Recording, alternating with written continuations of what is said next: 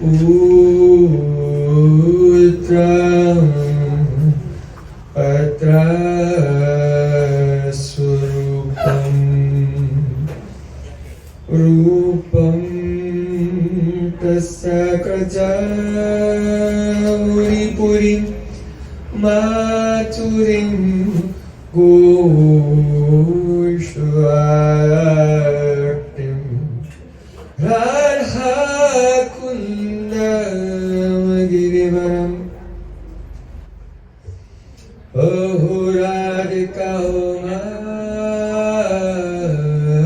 Madhvasam Rapto Yaspratita Kripaya Sri Guru Tam Natosmi Gurave Gaurachandraya Radhikaya Tadale Krishnaya Krishna Bhaktaya Tad Bhaktaya Namo Namah Ananda Leelamaya Vigrahaya Hema Vadivyastavi Sundaraya Tasmai Mahaprema Rasapradaya Chaitanya Chandraya Namo Namaste Chaitanya Chandraya Namo Namaste Chaitanya Chandraya Namo Namaste Bhaktya Vina Aparada Lakse Chittastu Kamaritoram Kamakti Kripa Maitram Sharanam Prapaya Brinde Namaste Charana Vindam Brinde Namaste Charana Vindam Govinda Damodara Madhaveki Govinda Damodara Madhaveki Govinda Damodara Madhaveki Govinda Damodara Madhaveki. Everyone. Hey Krishna, Hey Yadava, Hey Saketi Govinda Damodara Madhaveki.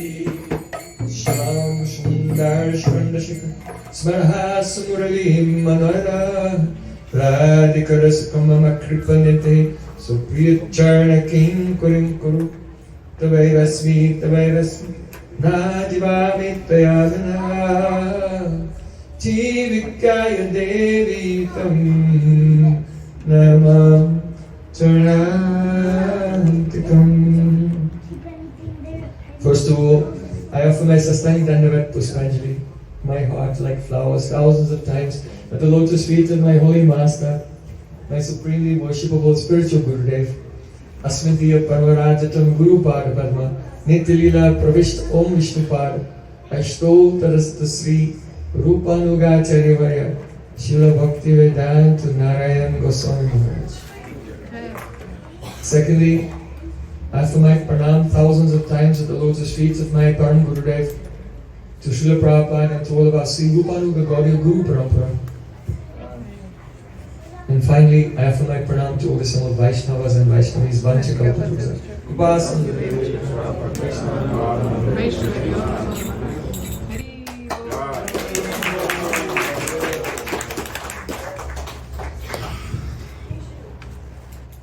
So, by the course of myself, Sri Gauranga Gauranga,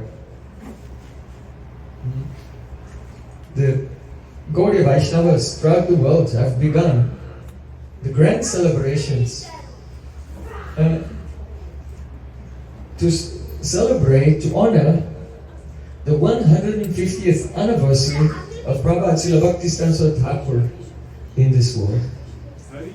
Yes, this is very, very auspicious time and a chance for all the devotees to try to enter into the Vichardhara, the current of the conception of Prabhupada Srila Bhaktisiddhanta Thakura.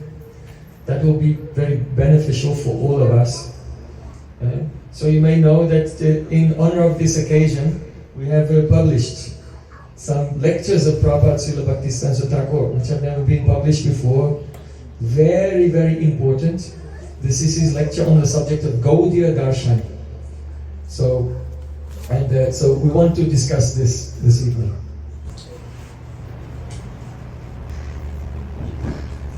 You know that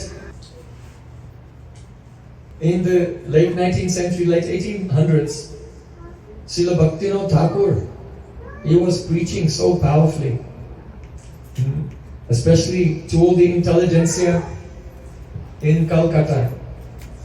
And he was establishing the birthplace of Mahaprabhu and writing many, many books. So he made the Navadvip Pracharini Sabha. It was an assembly of Vaishnavas to develop Navadvip Dham and spread the teachings of Chaitanya Mahaprabhu throughout the world. But after the disappearance of Srila Bhaktivinoda Thakur, then we see that our Prabhupada Bhaktisiddhanta Thakur, at that time his name was Sri Bhashavanavi Devi Daita Das, Brahmachari.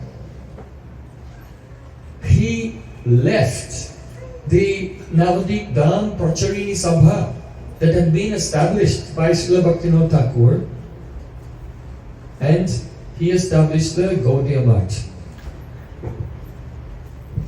And he began to write and speak in such a way that was quite incendiary to them. In the Navadvip Dham Pracharini Sabha, they became very upset. And so one of the followers of Srila Bhaktivinoda Thakur from that association, he wrote to Srila Prabhupada and he said, saying to him, why did you go and make this Gaudiya Math? And why are you seem to be opposing us?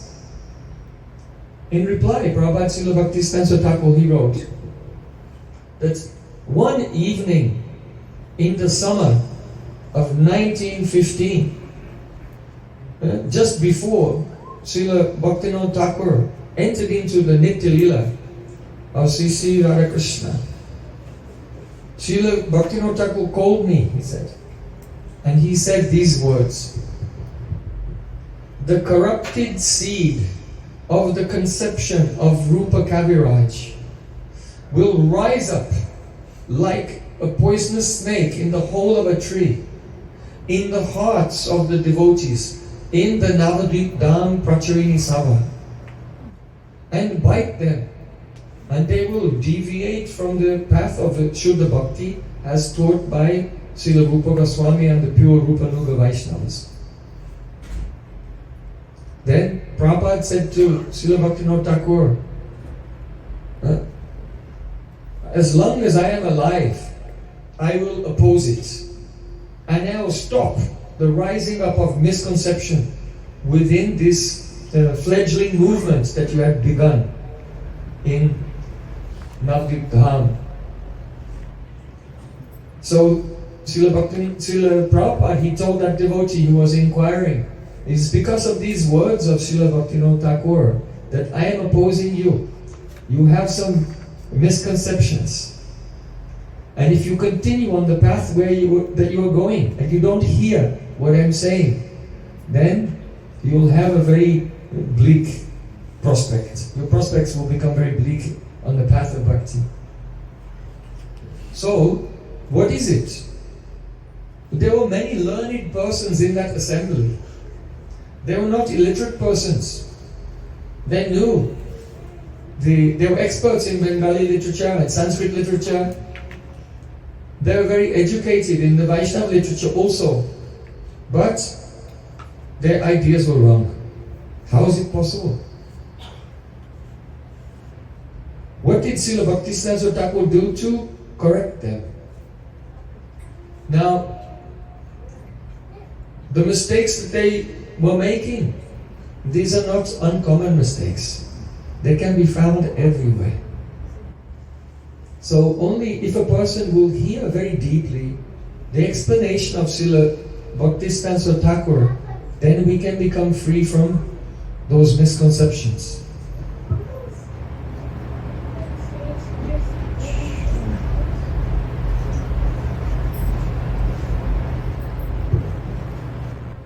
I have now just published this lecture, which is an answer to many of these questions. And Prabhupada has explained in quite a technical way. When Gurudev wrote his introduction to this, he said that Srila Prabhupada's churning of the subject of the Spotvad Vichar, in the beginning, is somewhat technically challenging. But afterwards, as his lecture goes on, it is just as if a person is without hesitation, indiscriminately just distributing jewels from the treasure house of his own bhajan. And Srila Gurudev said, I have a strong faith that if anyone will study this lecture, then they will become very inspired and they will want to enter into the sampradaya of Sri Chaitanya Mahaprabhu. And those who are already in the Gaudiya Sampradaya of Sri Chaitanya Mahaprabhu, their hearts will become purified and very filled with pride, not in themselves, but pride in the teachings of Mahaprabhu, Rupa Goswami and their illustrious Guru Parampara. So those are some of the comments that Srila Gurudev made about this. So let us come to the subject.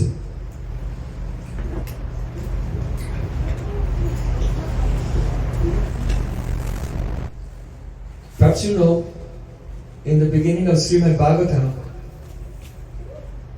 Sri Krishna has been described there. The absolute truth. Vadanti tat tattva vedastatvam yad jnanam advayam prameti paramatmeti bhagavan iti shabdyate. Sutta Goswami is saying, Vadanti tattva veda. Those who know the truth, they have realization, they say that the supreme truth is the Advaya Gyan Tattva. Advaya means non-dual. Non-dual, indivisible reality. Advaya Gyan, he is conscious. And Tattva, he is the supreme truth. So he is the non-dual reality, conscious reality. See Krishna. So that makes Krishna outside of the category of our mundane knowledge.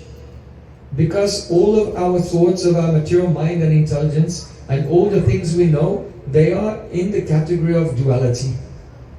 And Krishna is in the category of non-dual consciousness. Now, in this world, when we learn a subject, how do we learn it?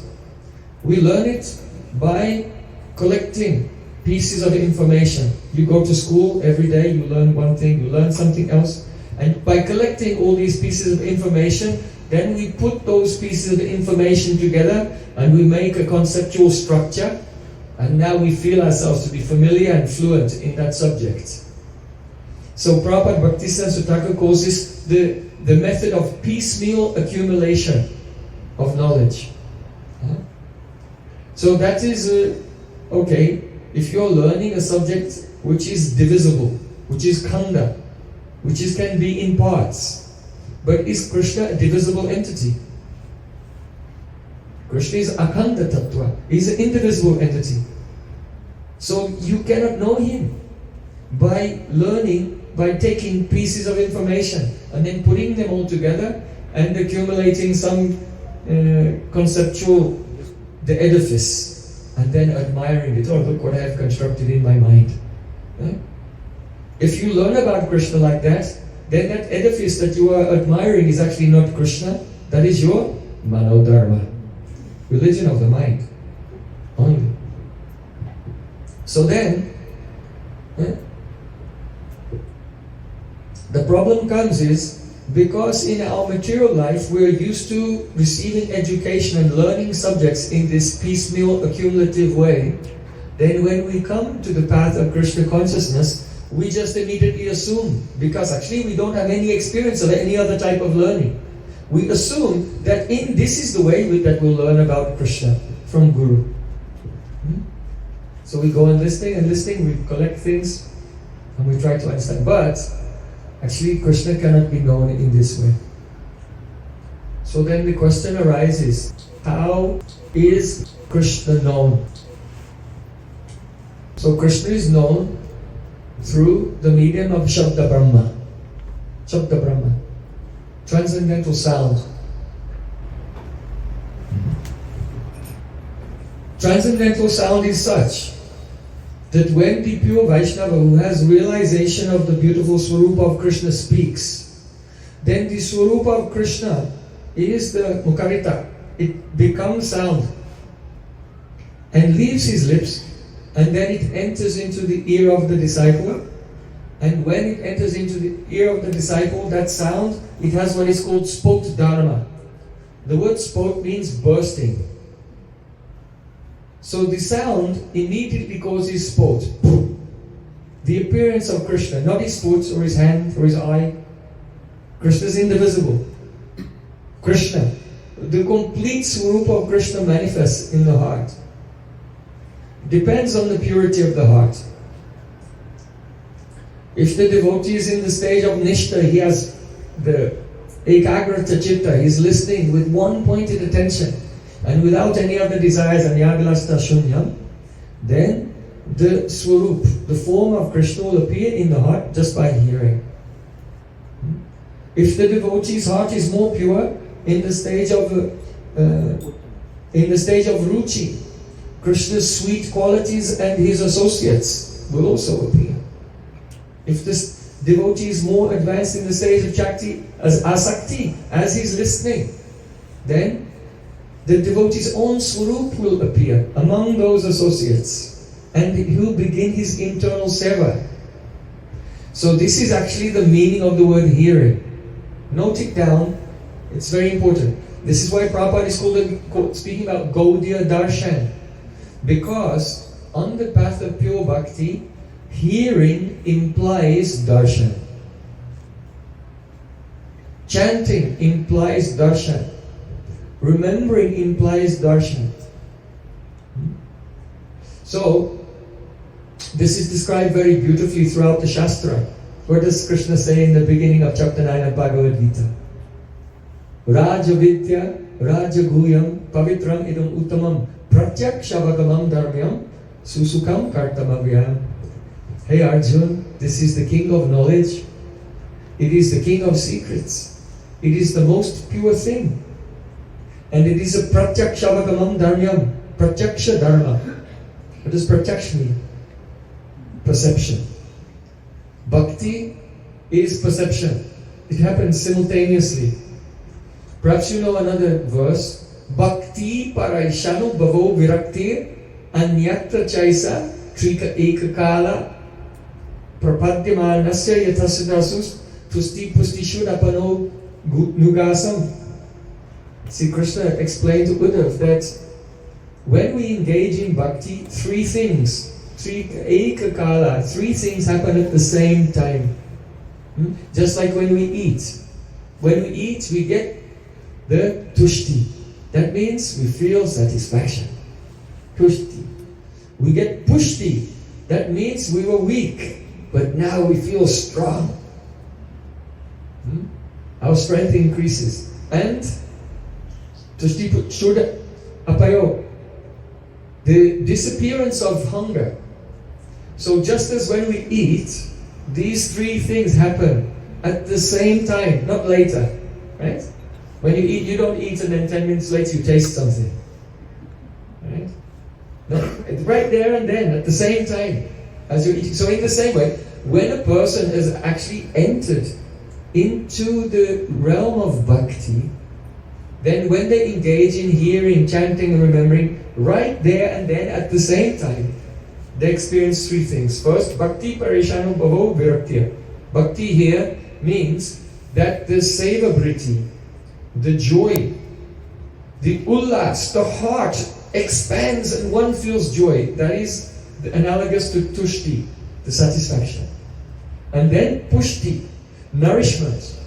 Here nourishment is bhakti. What does it mean? Pareshanubhav. Pareshanubhav. What does it mean? Para means supreme. Isha means Lord, Parisha, Supreme Lord. Anubhav means realization. There and then, direct realization. Bhakti, Parjan, and Virakti. So that realization, that's like nourishment. Because when we see Krishna in a new way, and his leader is manifesting in a new way, then our bhakti is nourished. And then Virakti, there's no question of attachment to this world. We forget, everything here is dry and dead. So, bhakti is like this, it gives immediate and simultaneous realization. That is real hearing, real chanting, and real remembering. So, Srila Bhaktisiddhanta Thakur, he mentioned that the teachings of Rupa Goswami have been protected by a very strong wall of the Sandarbhas of Srila Jiva Goswami. He protected them. So Prabhupada Srila Bhaktisiddhanta Thakur used to quote from the Sandarbhas to prove this point. That Gaudiya-Darshana, usually in the West, the word darshan is translated as philosophy. Philosophy is a bunch of ideas.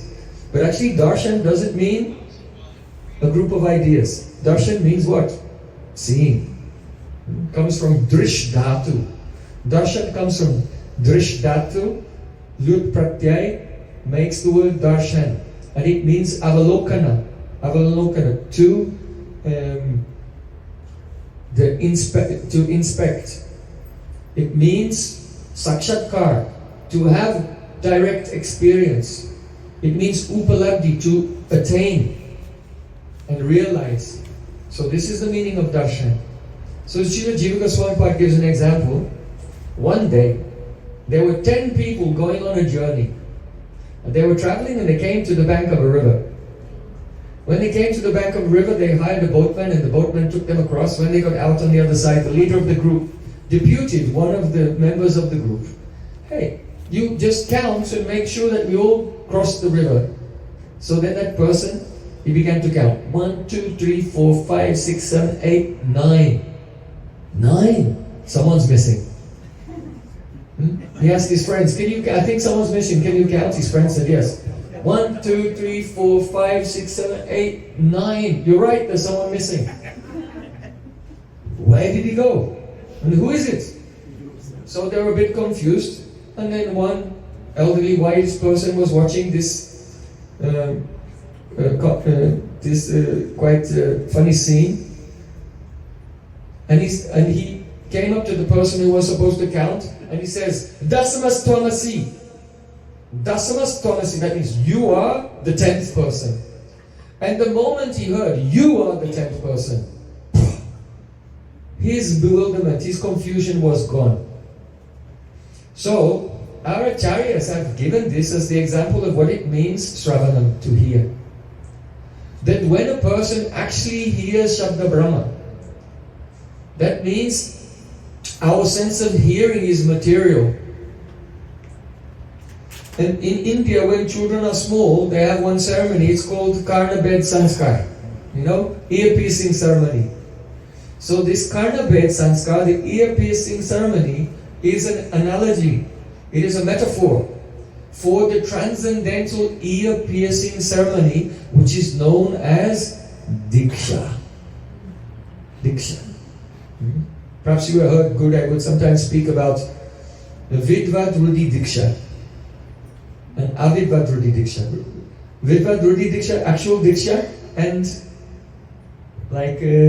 just the ceremony is different. So actual Vidva Drudi Diksha, real initiation, is the Karna Bed Sanskar. It is the ear-piercing ceremony where Sri Guru, from the lips of Sri Guru, emanates the Shabda Brahma, and it pierces the material covering of the ear and enters into the heart, and in the pure chitta, then just as all ignorance is destroyed by dasamas tvamasi and the knowledge comes, so in the same way, the disciple, he realizes the beautiful Swarupa of Sri Krishna. And gradually as advances, he realized Nam, Rup, Gun, Parikar, Seva and Lila, like this. So, it's very important to understand that when the word Sravan is there in the scripture, hearing, it means this. It doesn't mean other things. Understand? So it's important. A person may be practicing bhakti for many years. Yeah, I'm hearing, I'm chanting. But this is the actual meaning. The vidvat rudhi. The actual meaning of hearing, chanting and remembering. So Prabhupada Bhaktisiddhanta Thakura explains that if the disciple, he is not surrendered fully, that means, in Gita Krishna says, Tat vidhi pranipatena pariprashnena seva upadeksanti te gyanam gyanastattva-darshana. Try to know the truth by approaching a spiritual master, but three things have to be there. Pranipat vritti.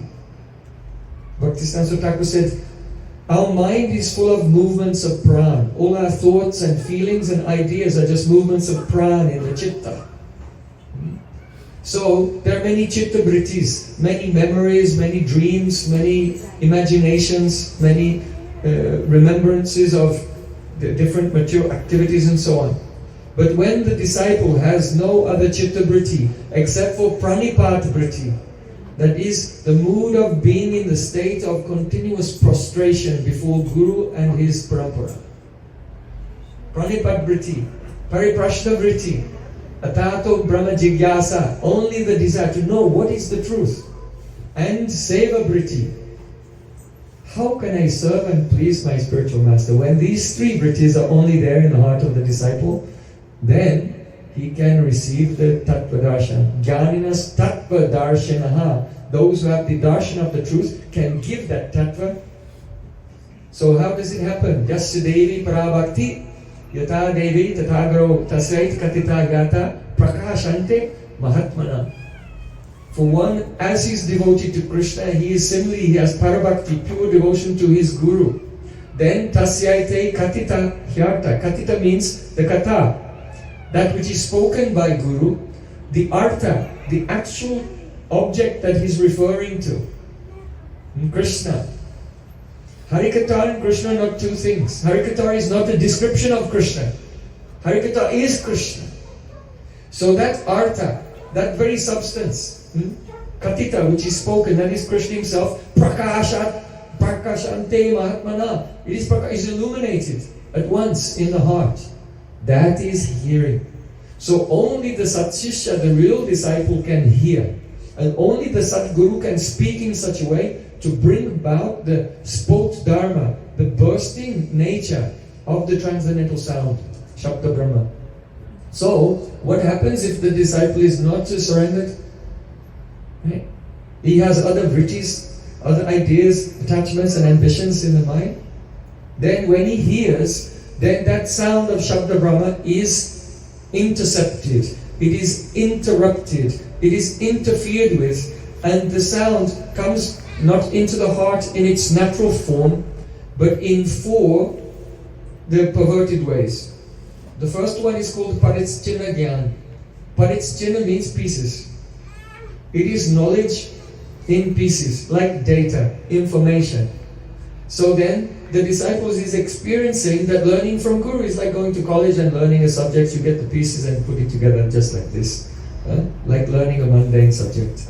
Because his heart is obstructing the reception of the Shabda Brahma, the spiritual sound. So Paritschina Gyan, knowledge comes in pieces, or knowledge that itself is Paritschina, divided by time and space.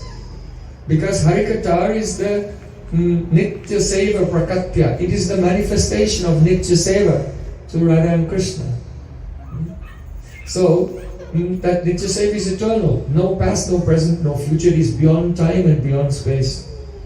But, if the heart is not open and pure and surrendered to Sri Guru, then you will get the Paritschina Gyan piece of information. That's the first type. The second type is called Sankirn Gyan. Sankirn Gyan means that the message of Sri Guru is contracted and compressed. The details are not manifested.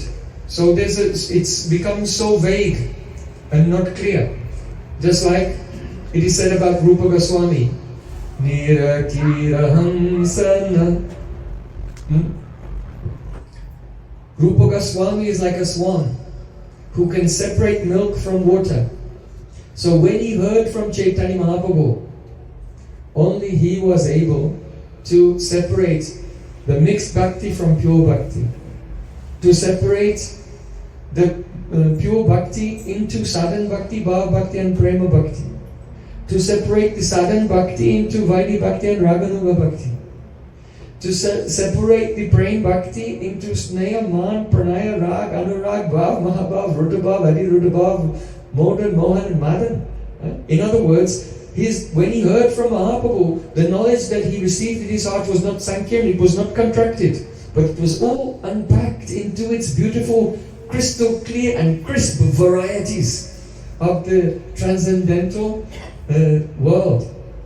So that is not sankirtan jnana. He really realized everything. So then the next type is called vikrita jnana, knowledge which is vikrita, distorted. And lastly, vivarta grasta jnana, the knowledge which is under the grip of illusion. So that's like, for example, a person may hear Krishna played his flute in the middle of the night, and all the young married wives of the gopis, they left their husbands and they came to meet with them. They served Krishna and Krishna enjoyed loving pastimes with them. If someone hears this, oh, this is very bad. Krishna is such a lampat, such a rascal, he's not even following any dharma. For guy not worshipping Krishna, I'll worship Lord Ram. He's Maryada Purushottam, he's very strict, he follows dharma, not this Krishna. So like that, someone they hear and they completely misunderstand everything. They have the vivarta grasta jnana. They project their own mundane understanding onto God Himself, who is the dharma of this world, which is meant to control the living beings who are in ignorance and who are subject to so many weaknesses by which they become entangled and go to hell. Dharma is for them, it's not for Bhagavan. That transcendental realm of Golok Vrindavan, not even the smell of dharma can go there. It is not for that person who has no weaknesses, who is completely pure and who is the foundation of all existence. So, when the sound Shabda Brahma comes and the disciple is not surrendered, then these four types of the material understanding arise. And then, then that person can think, oh, I have understood the subject, I can quote all the verses, I can, you understand?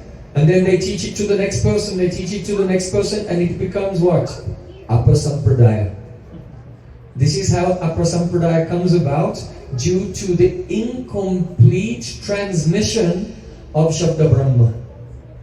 Due to the contracted experience of sport, the contraction, not the full manifestation of sport. From this comes all the various apasampradayas and deviations. Aul, Baul, Kartabaja, Neda Daraveshasai, Sahaja Saki Betki, Smarta Jats Gosai, Atibadi Chudadari, Goranga Nagari, Totakari Eitara Sangi Nahikari.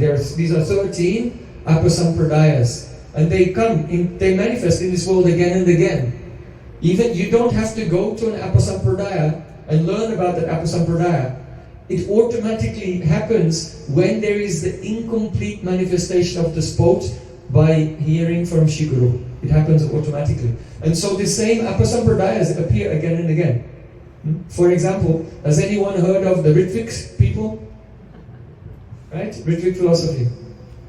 They tell, oh, now, yeah, oh, you're joining, yes. Bhakta John, come here. Do you want to be Prabhupada's disciple? We can manage it. You can take initiation from Prabhupada, though he just joined last week. So the Ritvik philosophy, they have this idea that a person now can take initiation from Prabhupada in this example, but in principle, from a guru who became aprakat, who became unmanifest. Of course, all our acharyas are still alive, they are still here, they are still with us. But they're aprakat, they're not manifest to conditioned souls. So we have to connect with them through a liberated soul who is here now. Understand? So, but that idea, this Ritvik idea, which seemed to come about, whatever, in about the 1989, around that time, 1990, this is not new. This was already there, hundreds of years ago. That is called the Kartabhaja Sampradaya. The Kartabhaja Sampradaya teach that you can take initiation from a guru who is a historical person who has left many, many years before even. Okay, so now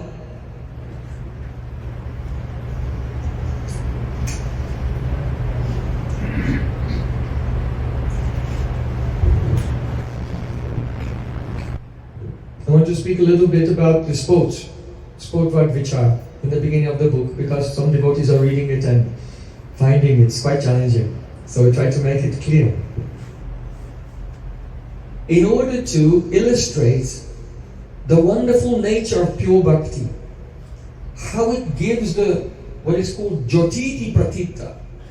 Jyotiti means immediate, and pratita means experience. So if a person will chant without aparad, without offense to the holy name, Neraparad Nam Nale Pai Premadam, they'll get Krishna Prem. Why? Because even Namabhas gives Jyotiti Pratita, immediate experience of Sri Krishna. Rupa Goswami has written, Yadabhaso Pyadvan Kavalita Bhavadvanta Vivabo Disham Tattvandanam Api Dishati Bhakti Pranainim Dinastasyodatam Jagati Bhagan Namatarane Kritite Nirvakta Kaya Mahimanam Prabhavati. What learned person can speak the glories of the holy name in this world? It means even very educated persons, they don't know the glories of Harinam. The glories of Harinam are such that even the Abbas of the son of the holy name, if it will touch someone, then the whole darkness of material existence will be expelled, and they'll have a vision of the divine realm and understand the nature of pure bhakti. So this is called Jyotiti Pratiti, the direct experience. So in order to bring this to light, Srila Bhaktisiddhanta Thakura speaks about the history, the philosophical history of how it is that we can communicate with each other.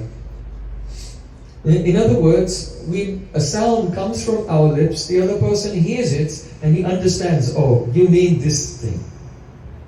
So it's something we take for granted because every day everyone is talking all the time to each other. We just take it for granted. But in ancient India, so many sages, they were debating with each other. How do we understand what we are saying to each other? So this is the question. The main grammarian who has written the Sanskrit grammar, which most popular, famous Sanskrit grammar is Panini. So, and the Patanjali, the famous Yogi Patanjali, has also written a commentary on Panini's grammar. And they have a theory how we understand words, and that is called Spotvad. Spotvad. They call it Spotvad. And the reason is this. They say that when I am speaking to you, then each letter is coming from my mouth one at a time. So if I want to say the word eating, Bhakshana means eating.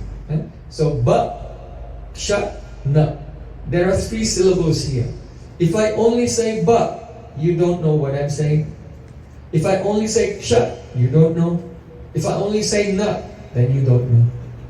So, by the individual letters, you cannot understand. But then how do you understand? Then you must understand by the letters when they are together. Bhakshana. Okay? But Patanjali, Panini, Bhartrihari, also a very great Vyakarana, that means a grammarian, they say, no, you never experience the letters together. Because when I say Ba, before I say Ksha, the Ba disappears. Right? Just slow down. If you have a tape recording, Bhakshana, and you slow it down, it goes Ba, Ksha, Na. So the letters, you never hear them together, you only hear them one at a time. So since the letters one by one cannot convey the meaning, and we never actually hear them together, we hear them individually, then how do we understand what the word means? Those who deeply meditate, they'll consider this. How do we understand? So they say that Shabda, sound, is the cause of the universe. And that sound has a power, it is called the spot. So when we utter syllables, bakshana, a little bit of the spot comes, and then some more, and when you say the last syllable, then the full spot manifests, and that illuminates the meaning. So the syllables illuminate the spot, and the spot illuminates the meaning in your mind. So this is called spotvad. So the yogis, the grammarians, so many philosophers, they follow this. Now, the followers of Jaimini Rishi, the Bhattacharyas, the followers of the Purva Mimamsa, Karmakanda school, then they argued, like Kumaril Bhatta, he argued, no. We don't accept that there's anything called spot. I'll tell you why. Because first of all, if there was such a thing that when you utter a word, it illuminates the spot, and then the spot illuminates the meaning in your mind, if there were such a thing as the spot, if someone said a word to you that you never heard before, then you would understand what it means. So we directly perceive that we don't understand words that we've never learned before. If someone may speak to you, use any vocabulary you're not familiar with, they say, oh, what does that word mean? You want to look it up in a dictionary. So they said, it's our direct experience that we don't understand words that we have not learned before. So that's our direct experience. So we have no direct experience. You are denying our direct experience. And you are also accepting the experience of this sport, which you have never had an experience of the sport. No one has seen the sport. So you deny something that you experience, and you are accepting something that you don't experience. These are two faults that you are doing. Now the spotvadis say, yes, we don't experience the sport, we only experience the illumination of the meaning coming from the sport. So on the other school, they're called Varnavard. Varna means syllables. It means that sound doesn't have some deeper level called spot. Sound is just the syllables that you hear. There's nothing further behind that. So that is called Varnavard. So they say, look, you admit that you don't experience the spot. So if you don't perceive the spot, then how could it illuminate the meaning in your mind? The example is given, if there's a dark room, there's some chairs there, but you cannot see them. If you introduce a light, now you can see the chairs. But if you are not able to see the light, you will not see the chairs. So the thing which is illuminating the object that you are seeing, you must be able to see that, otherwise it would have no power to illuminate it. Understand? So in this way, the Varnavardis have given these three arguments against Spotvad, and even Jiva Goswami himself has quoted these arguments in his Sarva Sambadini. That's his commentary on Tattva Sandarbha. They give one other argument that is called Kalpana Gaurav Dosh. Kalpana Gaurav Dosh means the overcumbrousness of argumentation arising by the unnecessary multiplication of causes. You say the sound, the syllables cause the spot, and then they all add up, and then there's the full spot, and then the spot causes the illumination of the meaning. So you've multiplied so many causes. When it's our experience, we just hear the words, and if we've been educated what that word means, then we understand it. So the Varnavadis, they come from this side. Now, Srila Bhaktisiddhanta Sarasvati Thakur said, it's true that Jiva Goswami has refuted the spotvad of the grammarian school, which is material, that is called Bahispot, external spot. But by doing this, his intention is to accept the antar spot, the philosophy of inner spot.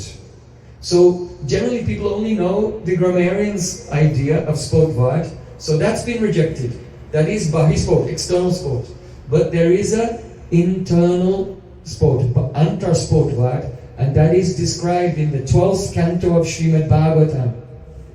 There Sutta Goswami said, Shrinoti ya imam spotam Shukta srote cha shunya drik Yasya vagvajate Yena vagvajate yasya Vyakti akasha atmana. He's describing how the Vedas appear in this world. The Supreme Lord has two bodies. Shakta Brahma Param Brahma Mamu Bai Shashwati Tanu. The Lord said, I have two bodies. My one body is this body, and my other body is Shakta Brahma, my sound body. Mayopa Brahmita Bhumna Brahmanananta Shaktina Bhuteshu Gosharupena Visheshu Naiva Lakshate. In my form of Shabda Brahma, I am spread everywhere. And when a person, like at the beginning of the universe, Lord Brahma, he sits and Om, he says Om, and he controls all of his senses. All of his senses become inert. He withdraws them from outer activities. And when the senses are suspended from their activities, then from inside the Supreme Lord in the heart, he hears that sound of Shabda Brahma. Om. And then by his mercy, he wakes up the jiva and allows the jiva to hear it.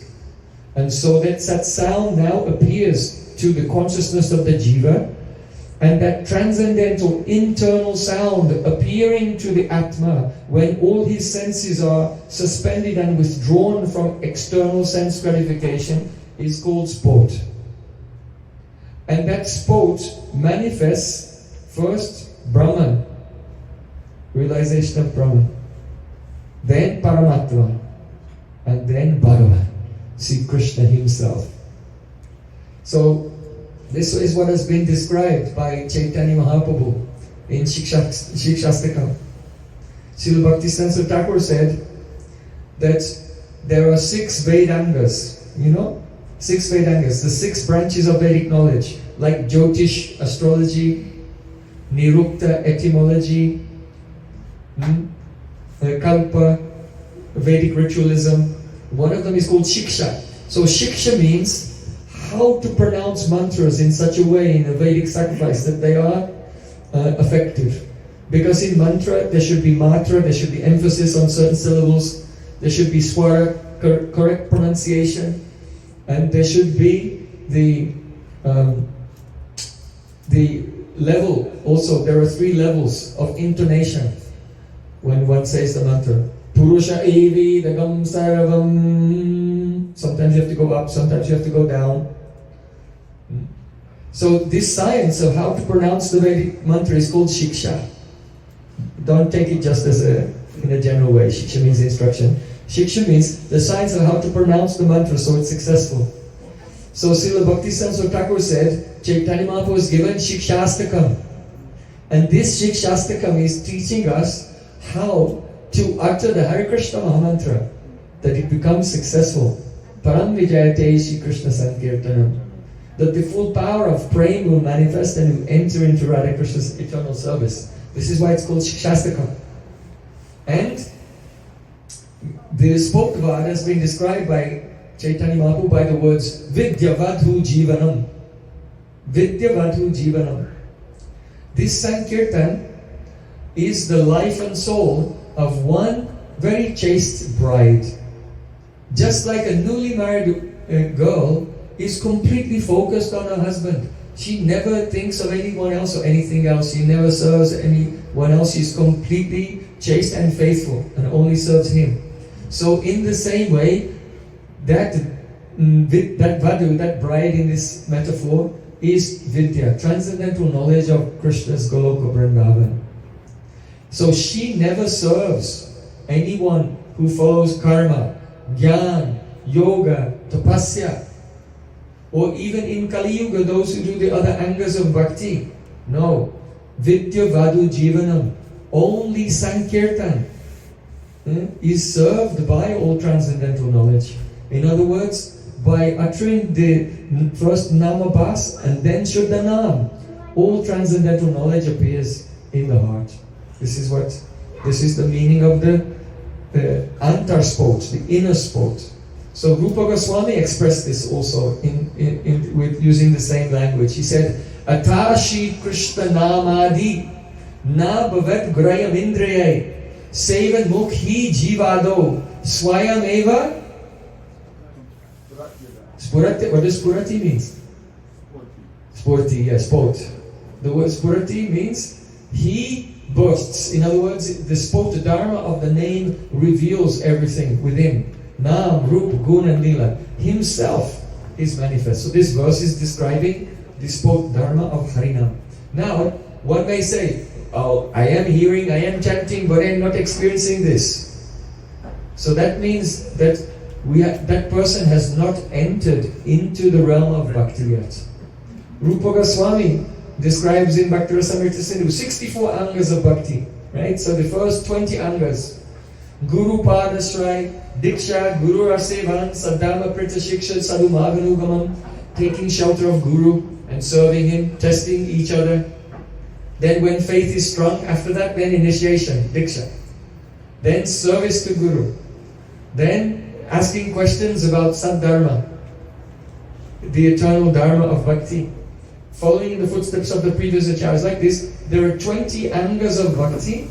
After this description, then Rupa Goswami said, these 20 angas of Bhakti are Praveshaya Dwara. Actually, they are the door to enter into the experience of Bhakti. This is something we have to do, we have to practice. But we are not experiencing real Bhakti. Shravanam, Kirtanam, Smaranam and so on, they are not listed in the first 20 angas, they come later. So the actual experience of the Sravanam, what is that? Yetu Todiya Charnam Bhujakosha Gandam Jigrantikana Vivarai Shutivatanitam Bhaktyagrihita Chanaya Parayata Tesham Naipasinata Hridayam Guruat Sapumsam. Lord Brahma, he said, oh my Lord, your devotees, they smell the fragrance of your lotus feet by hearing Harikatha. That fragrance of your lotus feet is carried on the breeze of Harikatha and enters into their ears. So the pure devotees, they don't smell Krishna's lotus feet with the nose, they smell with the ear. The ear gives the spurti in the heart, and then directly Krishna's fragrance, softness, beauty, everything is manifested. Now, Prabhupada Bhaktisiddhanta Thakura, after discussing what is a real spotvad, the antaspot described in Srimad Bhagavatam, now he gives a breakdown of how we interpret Shastra. Because you may know, all of you are devotees, you've been practicing for a long time. Sometimes there's a disagreement about Siddhanta, is it correct? Yes. No, not sometimes. You're wrong all the time. So the question comes, why is there this crisis of interpretation, right? It's a crisis because, as the poet William Blake he said in one poem, both read the Bible day and night, but one reads black and one reads white. So two people, they're reading the same book, but they have a completely different idea of what it means. Right? So, I have written one commentary also to this, and I'm recommending to the devotees, perhaps you'll find it more valuable. Go to the back of the book, read the commentary first, and then go to the beginning and then read Prabhupada's explanation. Because Prabhupada's explanation is so profound, it's quite difficult. So I've given some keys how to understand the main ideas. Then if you read Prabhupada's lecture afterwards, it will be much, much easier to understand. So, Srila Bhaktivinoda Thakur also did that with the Krishna Samhita. He said, I've written in Sanskrit, but I've written a commentary. You read the commentary first and read the book afterwards. So with this book also, you'll find it very helpful. Now, why is there this crisis of interpretation and confusion in the Vaishnava society?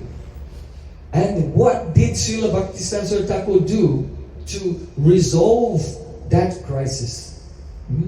This is one of his great, great contributions.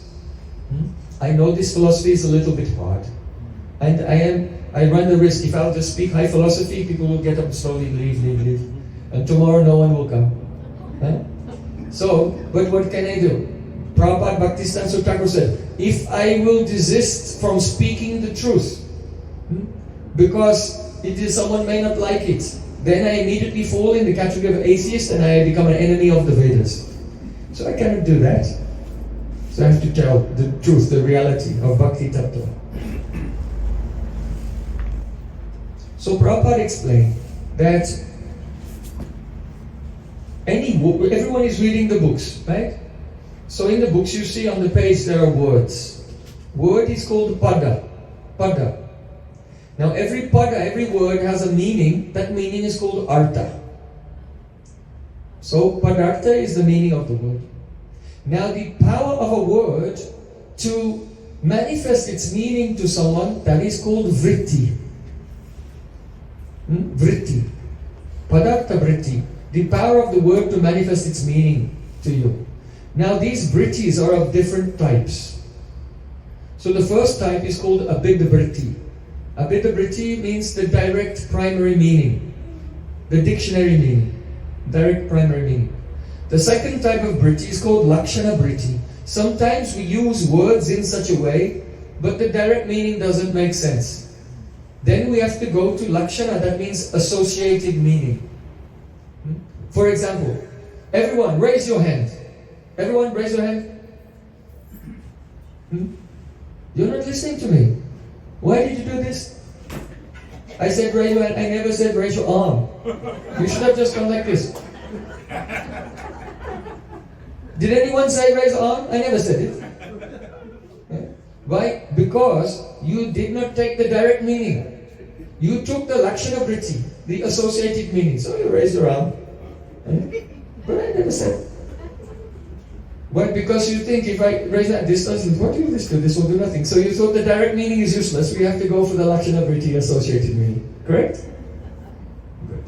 Good. Now you're having the pratyaksh praman, direct perception, you experience this truth. So then the next type of meaning, the classical example is Gangayam Goshaha. Gangayam Goshaha means the village on the Ganges. So everyone knows you cannot build a village in the water. So if someone says Gangayam Goshaha, the village on the Ganges, what does it mean? It means on the bank of the Ganges. So you naturally take it in that way. And so then the next type of meaning, this is called the Vyanjan vritti, that is the suggested meaning. Suggested meaning. In other words, the person is saying something, but he wants you to understand some suggestion which is in that. Just like one poet, he said, when I was 16 years old, I thought my father is a fool. But now I am 20 years old, and I think my father is actually very smart. It's amazing how much progress he made in only 4 years. So you're laughing. I did not say anything directly funny, but you feel it. That the person who is speaking is he's thinking his father has progressed. He's the one who grew up. And now he's mature, he can appreciate what he did not appreciate before, like this. So the words are there, but what's the suggestion? There's some things sweet and comedic in the suggestion there. So Vyanjan vritti is like that. And actually Srimad Bhagavatam is the masterpiece of Vyanjan vritti. Shukadeva Goswami is speaking in such a way that what he wants to say, he's not saying it directly. And all the rasa, the nectar of what he wants to express is in the suggestion.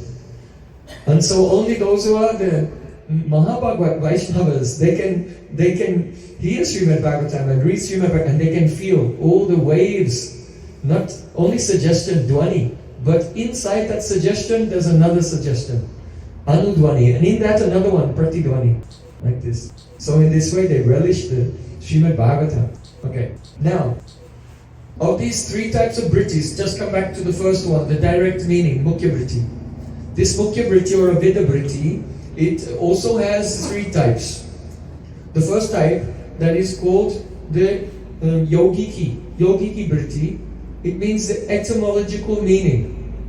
In other words, words are made from verbal roots and suffixes, and if you break down the parts, you can find out what the word means. Yogiki vritti. For example,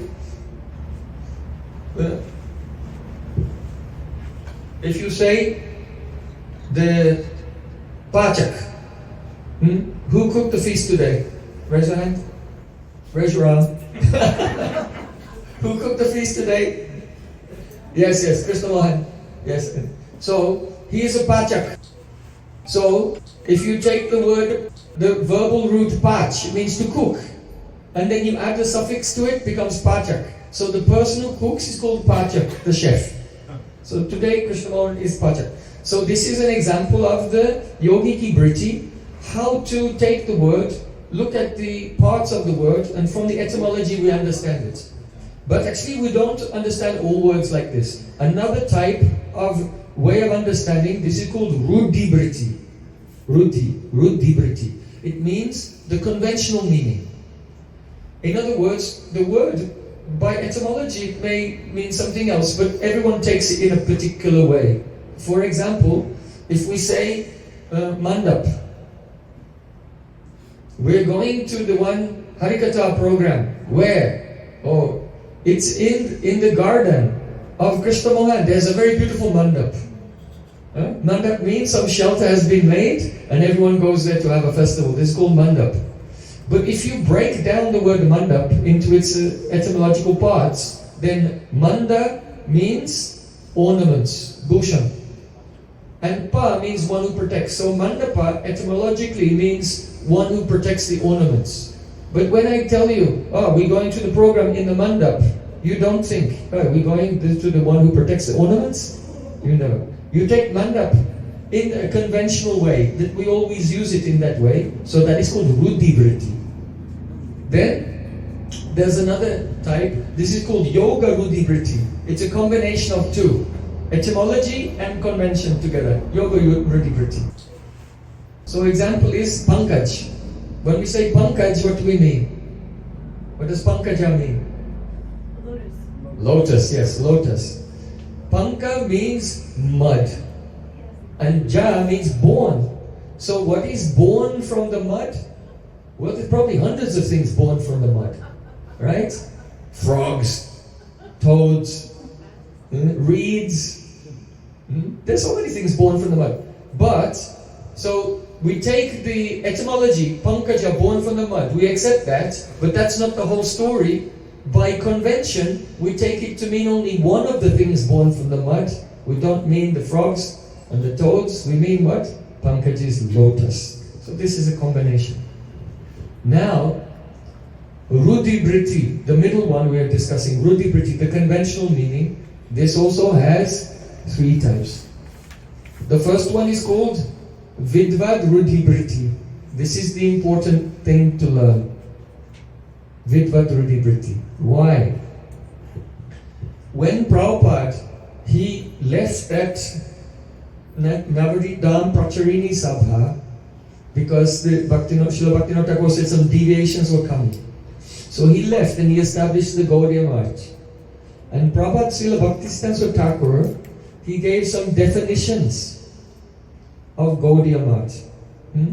Vidvat means a vidvan is a learned person, an enlightened person, a pure devotee. So vidvat ruddhi vritti means, what does this word mean to a pure Vaishnava when he hears it? In other words, what spurti comes in his heart when that sound enters his ear, that is called the vidvat ruddhi vritti. Now, for example, what does Gaudiya mean? A worshipper of Vishnu is called a Vaishnava. A worshipper of the Krishna is called a Krishna. And a worshipper from Bengal, Gaudiya-Desh, is called a Gaudiya. No. General people will take it like that. A worshipper of Gauri, Gauri means Radhika, who has a beautiful golden complexion, is called a Gaudiya. So the Gaudiyas, they are one pointed in their loving service to Radhika. That is the vidvat ruddhi vritti. The meaning according to the enlightened persons of Gaudiya. We can give another example. We say, Sisi Radha Vinod Bihari Ju Ki Jai. So when you put a Ju or G on the end of a word, what does it mean? Ju means she, G. What does it mean? G. What does G mean? Prabhu Ji. Respect. Radhanath Ji. What is it? Huh? Respect. Respect and affection. Yes, that's in a general speaking, in Sadharan Rudibriti, in ordinary talk. But in Vidvat Rudibriti, Ji means Jivati. He lives. Vinod Bihari Ji, not a statue, he's alive. Understand? So Ji means he's alive. It is respect, but it means Ji, Jivati, he's living there. He's breathing, singing, dancing, everything. He's not a statue. Pratima Nahitumi Sakshat Brajendra Nandan. You're not a statue, you are directly the son of Nanda Maharaj. So, all words, according to pure devotees, when they hear them, they have a disporti of the profound meaning of those words. So that is called Vidvat Rudibriti. So exactly the definition given by Prabhupada, he said, Vidvat Rudibriti reveals Advaya Gyan. It reveals Advaya Gyan. It reveals non-dual consciousness directly. So that is Vidvat Rudibriti. Then the next level is called Sadharan Rudibriti.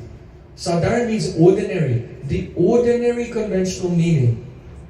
Sadharan Rudibriti means the power of the word that makes the material intelligence concentrate on material objects as they are defined in conventional worldly dealings. So that is called the Sadharan Rudibriti. If a very educated person, they will read the Shastra, they will not have the spurti and realization, Vidvat Rudibriti, they will have the Sadharan Rudibriti. They'll understand it in an ordinary way. For example, if they see the word Shravanam, they think, oh, it means listening.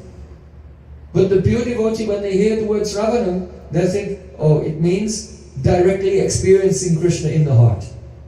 Understand? This is the difference between the Vidvat Rudibriti and the Sadharan Rudibriti. So don't be in Sadharan Rudibriti. We have to come to Vidvat Rudibriti.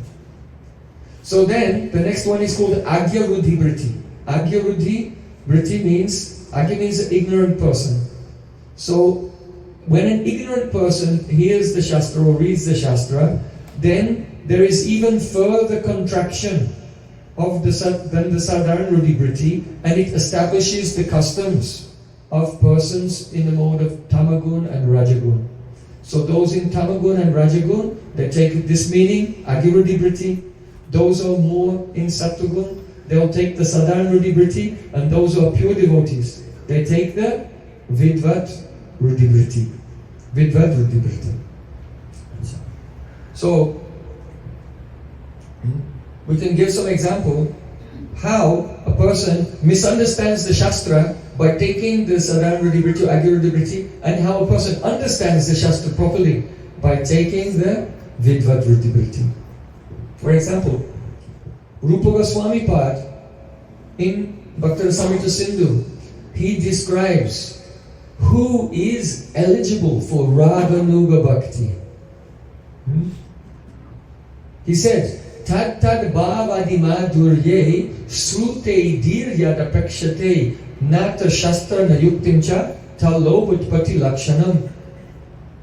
The meaning is, when a person hears about the loving moods of Krishna and his associates, then his heart is attracted to that, and his intelligence is no longer dependent on logic, reason, and the injunctions of the scripture. This is talo butpati lakshanam, the symptom of the awakening of lobh, greed. So here's the definition of eligibility for Raganuga Bhakti. So then you can raise your hand. Are you eligible for Raganuga Bhakti? When you hear the sweetness of Krishna and his associates, then you think, I like this very much. And you don't depend on logic and shastric injunctions. So many people, they'll take it in that way. They think, when I hear about it's very sweet, Krishna's associates. Like yesterday, we discussed many pastimes of Vrinda Devi and Madhu Mangal and Nandimukhi and Lalit and Vishaka and Radhika and Vrindavan Bihari Lal Kunj Bihari Sri Krishna.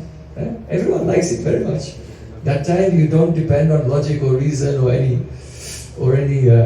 Shastric injunctions. So then you can think, yeah, I was this thing, I liked it, I'm not dependent on these things, I have agreed, I am qualified for Raganuga Bhakti. Yeah? So a person can think like this. Why? Because they take the Sadharan Rudibriti, ordinary meaning of the word Srute, when you hear. Just like you can hear your alarm clock in the morning, beep, beep, beep, beep, wake you up. Or you can hear a car going by in the street. You take the word hear in this way. This is a Sadharan Rudibriti. But in Vidvat Rudibriti, when Srute, that means upon hearing about the loving relation between Krishna and his associates, what does it mean in Vidvat Rudibriti?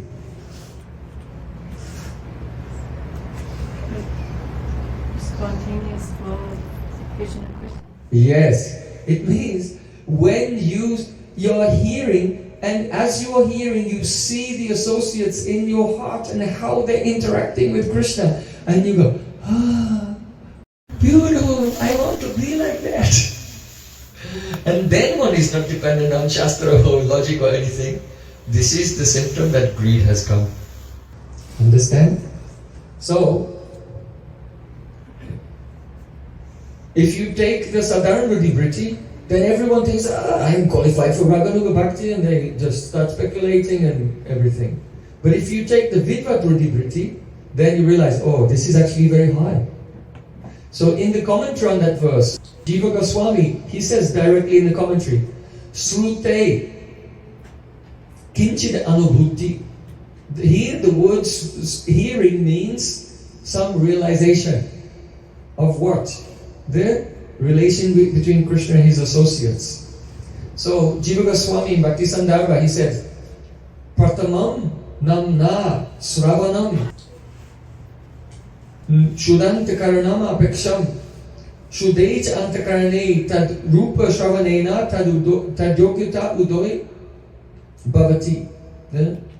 Tad udoy yogyata bhavati, excuse me.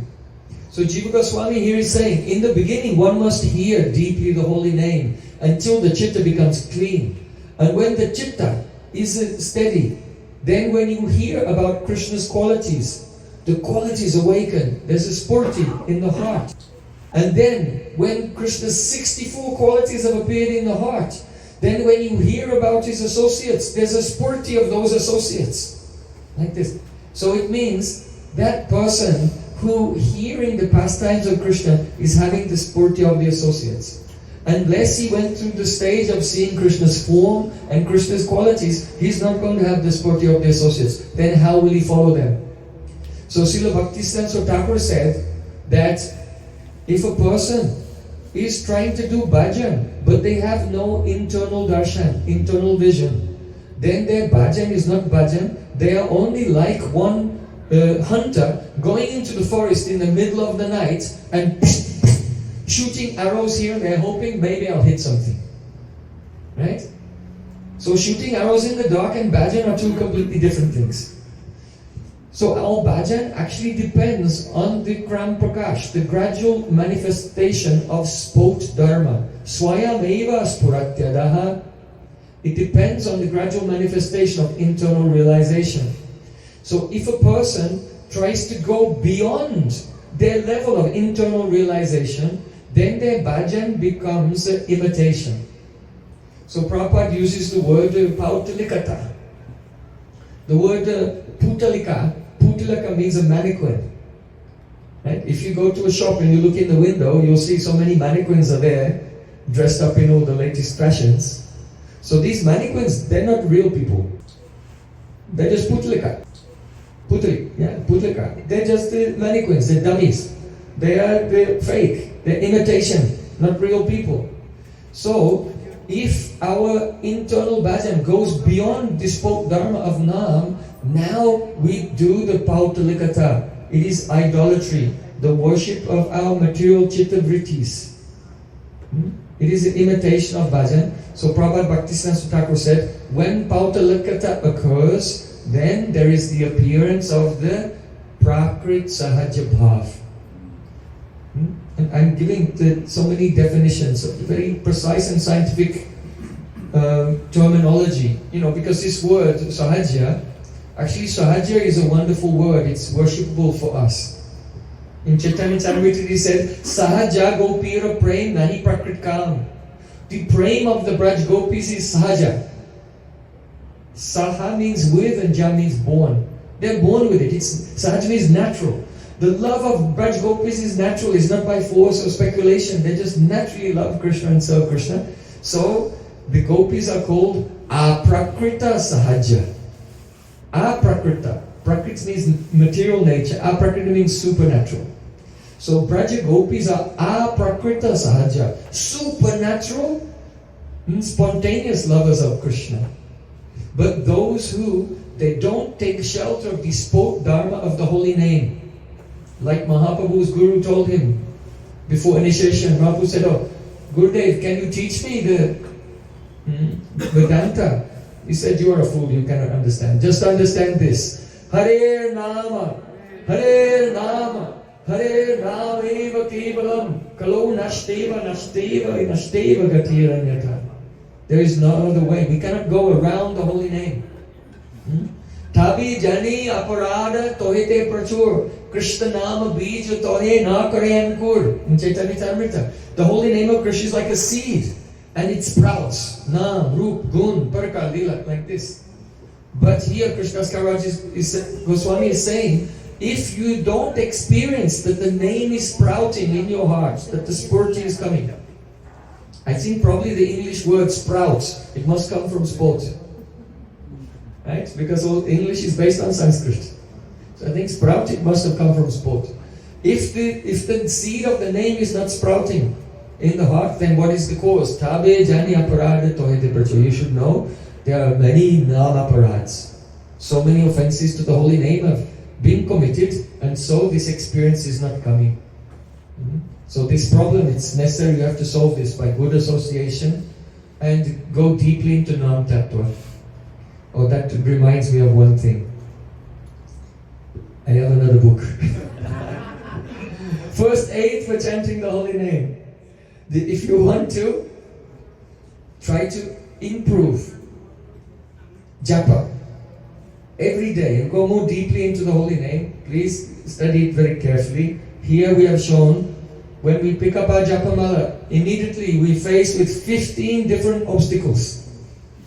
But we may not know how to overcome them. So how to make the adjustment to overcome those 15 different obstacles is explained here in just one verse in Sanskrit and with the commentary as well. So you can, don't forget. If you get this, also get this one also. So it's very important. We cannot enter into the Vishva Vaishnav Raj Sabha without entering first into the Namahat, the marketplace of the holy name of Nityananda Prabhu. This is also one important teaching of Srila Bhaktisiddhanta Thakura. He said, what is the Vishva Vaishnav Raj Sabha?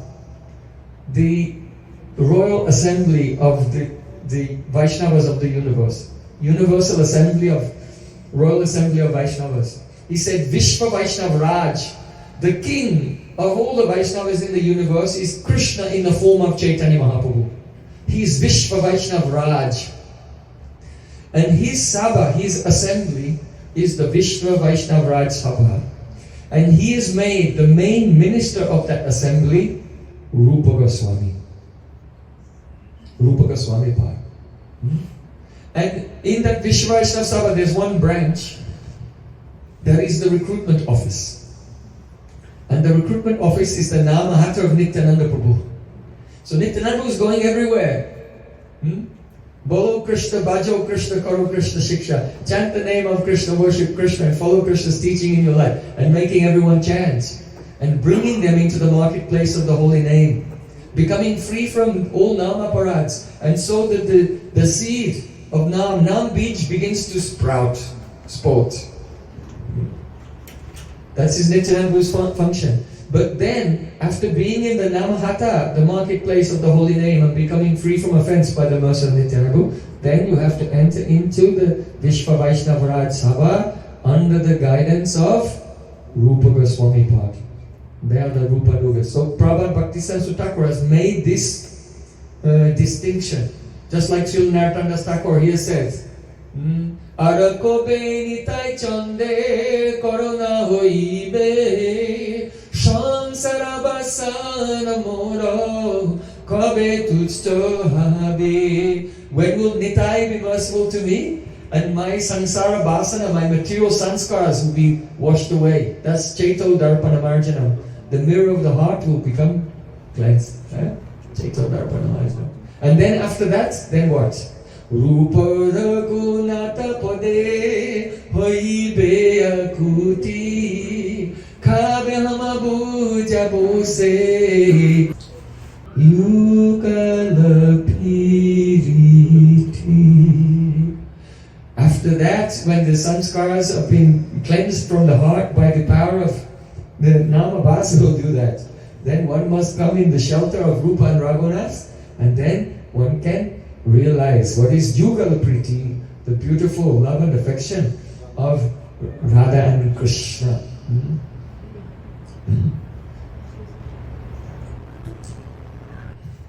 Hey no nitai bine bai Radha Krishna Pahitene. Without the mercy of Nityananda, we cannot get the mercy of Radha and Krishna.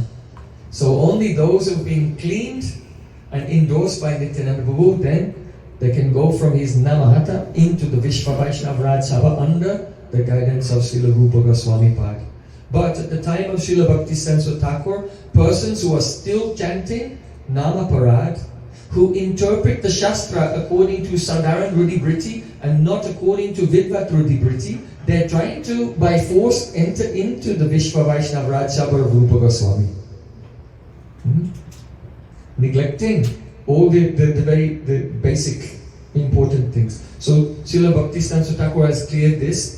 The material sport word has been rejected because material sport word deals with the sound as it appears in the Jadakash.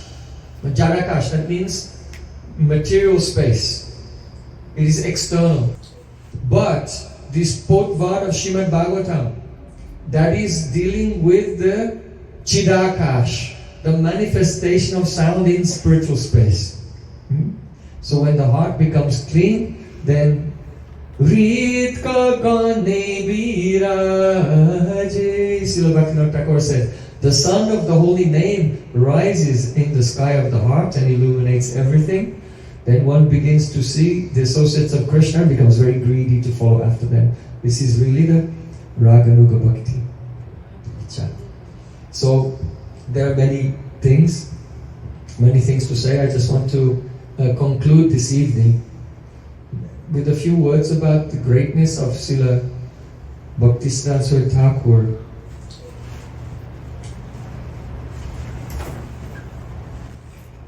One day, Srila Bhaktisiddhanta Thakur was preaching to one very wealthy landowner. And he was not a devotee of Krishna, he was a devotee of Durga. And he said to Srila Prabhupada, Bhaktisiddhanta Thakur, said, my Durga is so beautiful. She's more beautiful than your gopis. And your Radha. When Bhaktisiddhanta Thakur heard this, he could not tolerate. And at once, due to his deep love for Radhika, spontaneously, he began to describe the beauty of Radhika. Tadit suvarna champaka pradipta gaura vigrahe mukha prabha parasta koti sharadendu manjali. How Radharani's complexion, her beautiful eyes, when Krishna sits next to Radharani, then she looks at him, her eyes are so beautiful, Krishna starts sweating. Radharani,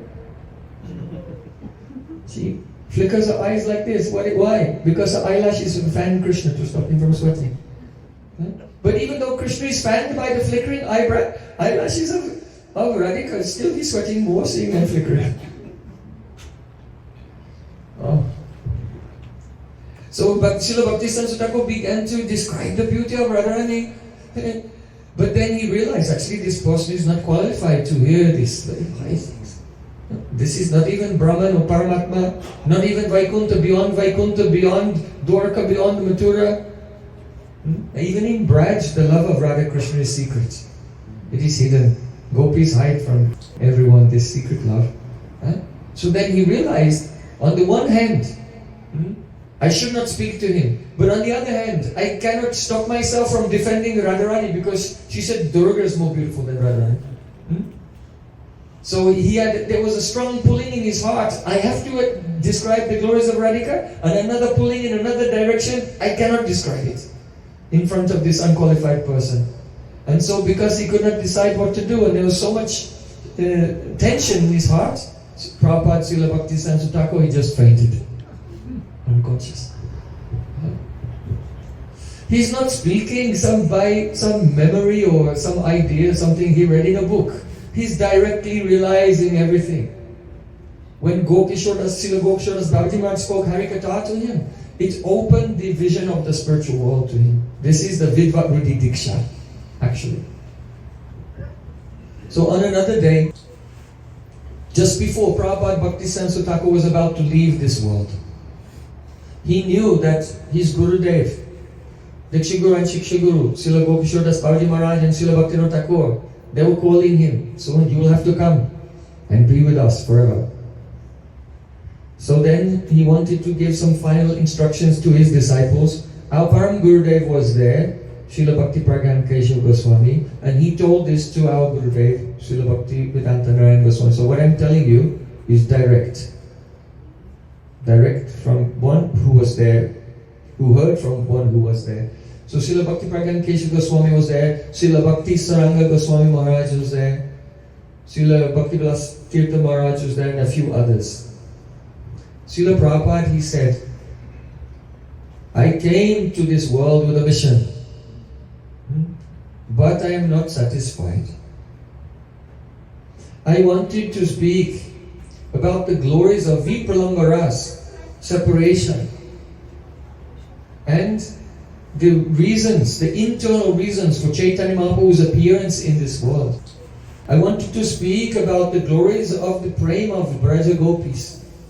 But I had to spend, not all, but most of my time in cutting the jungles of the impersonalism and the various apasampradayas, Sahaja, Saki Beki, Atibadi, Churidari, and so on. So most of the time I spent clarifying the philosophical points. I had to do it. I had to cut the jungles. I've cut so much jungle, but still so much remains. But I was not able, to my heart's desire, to express all the things I wanted to express. And when he said this, then his face became very reddish, like he was about to explode. And he became very grave, and he said, Yasya kadapi vasanancha lakel utta dhanyati dhanya pavanena kritartamani yogendra durgamagatir madhusudanopi tasya namostu brishobhanu bhavodishepi. Verse of Sri Radharasa Sudanidhi of Srila Prabodhananda Sarasvati Thakura. He's describing Yogendra Durgamagatir Madhusudanopi. There are Yogendras, the masters of mystic power. Brahma, Shiva, the four Kumaras, the Nava Yogendras. So many great personalities. And it's very difficult for them to see, even for a moment, Madhusudan Krishna. Who is Madhusudan? Means like a bumblebee who drinks nectar. That Krishna who drinks the nectar, the other amrit of the lips of Radharani is Madhusudan. It's very difficult for them, those great personalities, to see Krishna. But that Krishna, for him, sometimes it's very difficult to see Radharani. Radhika may be in Man and refuse to see him. She's far away on the other side of Radhakund. And the Sakis want that Krishna come there. So Krishna from the other side is wondering, where is my Radhika? And then the breeze blows and it touches the cloth, the corner of the cloth, the anchal, the veil of Radhika. And her cloth has become permeated with Radhika's Anga Saurabh, beautiful fragrance. And the breeze catches the fragrance of Radhika, and now it was moving quite quickly, but now it became intoxicated by that fragrance. So the breeze became Dheer Samir, very slow breeze. And that intoxicating breeze was staggering across the surface of Radhakund, where Krishna was on the other side, feeling separation. And it entered into the nostrils of Krishna. Oh, and he folded his hands and gave pranam to that breeze. Thank you, you are so merciful to me. You have made my life a success.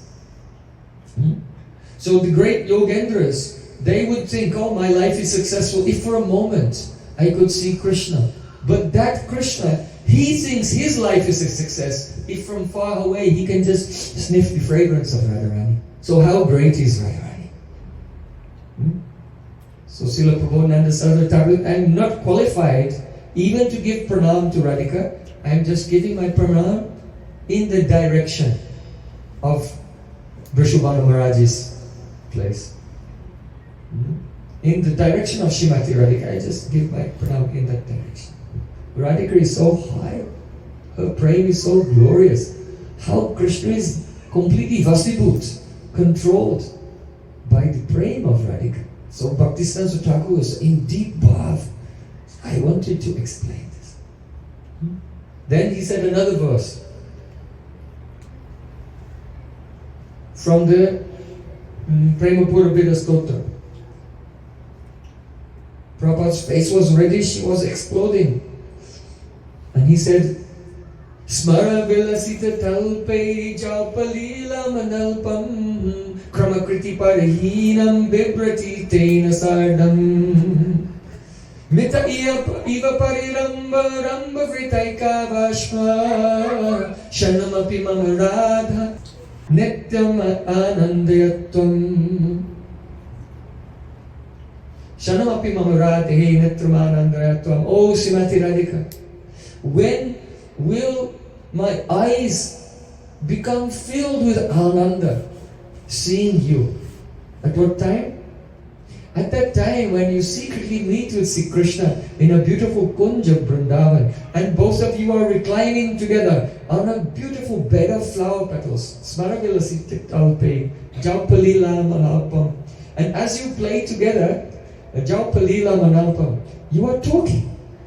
Writing is so much jalpa, analpa jalpa. Alpa means a little bit. This is not a little bit, analpa, lots. Radhika is talking so much. She's embracing Krishna and enjoying pastime and talking to him. Why? What is she saying? Kramakriti parihinam. She says one sentence and then another one, but there's no kram, there's no sequence to them. They don't, one sentence says this, and something, another sentence says that, another sentence says this. There's no sequence to what she's saying. It's like some kind of madness of love. Why? Because in Madanakya Mahabhav, Srimati Radhika, she's actually sometimes meeting with Krishna, sometimes separated from Krishna in thousands of different universes. And when Madan Bhav comes, she becomes aware of herself in all these different universes. And what she's experiencing one universe, she speaks that, and then in another one, that, and another one. Krishna looks at Radhika, he has no idea. What is she talking about? This is called Kramikrita Patihina Bibhate Tena Sadam. Mituiva Pariramba Ramba Vritaika Varshma. Oh Radhika, when will I see? At that time you embrace Krishna so tightly. It is as if your two bodies become one. In the form of Gauranga. When will my eyes become? They're filled with that joy of seeing this. That is Gaudiya-Darshana. This book is called Gaudiya-Darshana. What is Gaudiya-Darshana? This is Gaudiya-Darshana. It is the vision of the Manjaris. Bhaktisiddhanta Thakur is the incarnation of Nayana Mani Manjari. Others, they don't have the chance to see such beautiful and intimate pastimes of Radha and Krishna, the Sakhis even. Prana prasta Sakhi kulad pikala sankochika bhumika keli bhumi surupa mandir mukasta dasika sangsraye. I take shelter of Rupa Manjari and her group, because when Radha and Krishna meet together in the Nikunj, even the Lita and Vishaka and others, they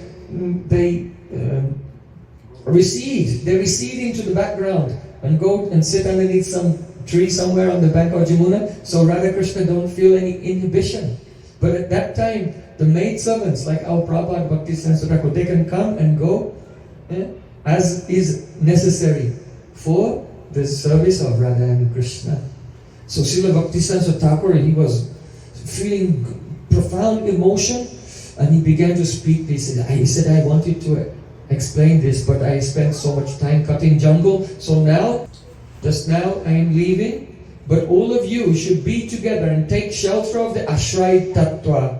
That means being in the shelter of Guru and under the shelter of Radharani, serve Radha and Krishna. This was his last instruction.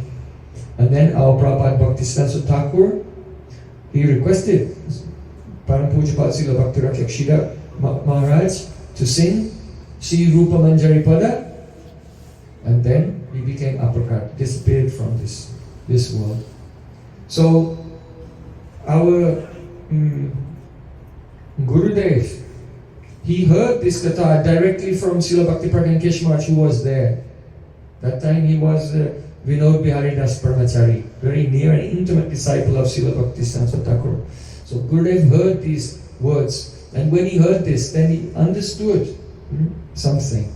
You know that some people say, sometimes our Gurudev is criticized a little, or sometimes a lot even, by persons who are not so generous. They say that Bhakti Saraswati Thakur, he spoke so much Siddhanta in this way, he did not tell so much Leela Katha like Srila Bhaktivedanta Narayan Goswami Maharaj. Why is he speaking like this? Why? Because it's a continuation of Prabhupada's mission. Prabhupada said, I did this, and I wanted to do this, and he began it. So the next acharyas, it's not their duty only to imitate the previous acharya, but it's their mission to carry forward the desire of that acharya. If that acharya was still here today, they should be doing that. What they would be doing, that's what he's doing. So no one should see a difference. It's exactly the same. But if we understand the Shastra according to Vidvat Vritti, then you'll not become Sahajya. You understand the actual standard of Raganuga Bhakti, and then by hearing this katha, sometimes, not always, sometimes you should hear. If you hear all the time, if you always take sweets, you have diabetes. So don't always take sweets. So we have to hear the Siddhanta, and sometimes from qualified persons who have realization, you have to hear the glories of Radhika's love and Braj Gopis and their eternal service, and glories of Rupa Goswami in his internal form of Rupa Manjari. So some greed will gradually come, and we can one day become qualified for that. So in this way, they're like a team. Srila Bhakti Saraswati Thakur and our Param Gurudev, Srila Prabhupada and Gurudev, they're a team working together to make the current of Rupanuga Bhakti flow throughout the whole world. Gaura Premanande.